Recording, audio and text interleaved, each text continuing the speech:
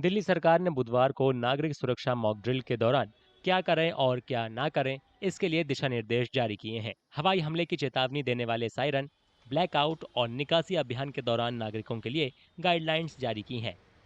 नागरिकों को सलाह दी गई है कि वे हवाई हमले के सायरन की आवाज को पहचानें। इसमें अलर्ट के लिए लंबी आवाज और सब कुछ ठीक होने के लिए छोटी आवाज शामिल है।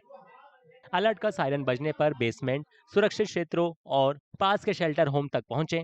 मुश्किल वक्त में टॉर्च, आपातकालीन किट और पानी की बोतलें जैसी अन्य चीजें तैयार रखें। देशव्यापी मॉक ड्रिल के हिस्से के रूप में दिल्ली में 7 मई को शाम 4 बजे 55 जगहों पर ऑपरेशन अभ्यास होगा। हवाई हमलों, आग की आपात स्थितियों और बचाव के तरीकों को बताया जाएगा।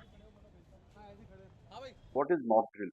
Basically, when a war breaks out, the enemy, in this case Pakistan, may attack us as a response to our attack on them with the help of aircraft, with the help of missiles, with the help of drones. Now, civilian areas are not protected by anti-aircraft defense system.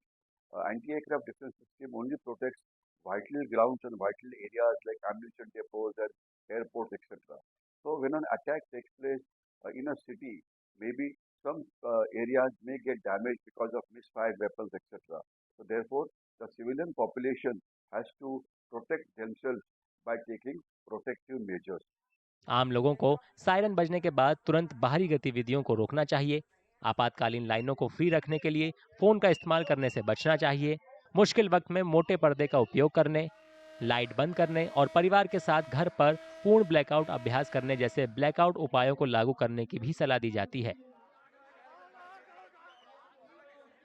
Delhi सरकार के एक दस्तावेज के अनुसार निवासियों को सलाह दी जाती है कि वे सभी प्रकाश स्रोतों को बंद कर दें या ढक दें, जिसमें टीवी, फोन और टैबलेट शामिल है। ये सुनिश्चित करें कि ब्लैकआउट के दौरान बाहर से कोई रोशनी दिखाई ना दे। इस सब के अलावा अधिकारी महत्वपूर्ण प्रतिष्ठानों को छिपाएंगे, जबकि नागरिकों को संदिग्ध गतिविधि की सूचना देनी चाहिए। प्रतिबंधित क्षेत्रों से बचना चाहिए और सोशल मीडिया पर ड्रिल के संवेदनशील विवरण या फोटो पोस्ट करने से बचना चाहिए। The moment a siren is heard, it's an indication that an aircraft or a missile or a drone of enemy is on the way. So therefore, wherever you are, you rush down the building and take shelter inside what is called as the still parking or in the area which is below, so that you don't get hurt should glasses break, should some kind of an attack take place, should some damage take place to the building, etc. So that till the time the next siren is heard, you basically come down. But each building will have a separate plan. Each area will have a separate plan.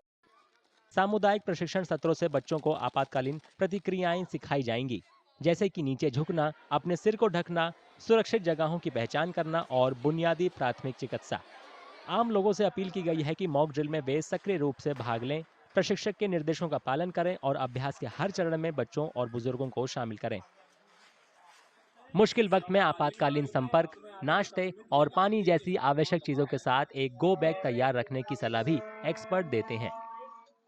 Pahalgam हमले के बाद भारत सरकार ने देश में 7 मई को mock drill के निर्देश दिए हैं।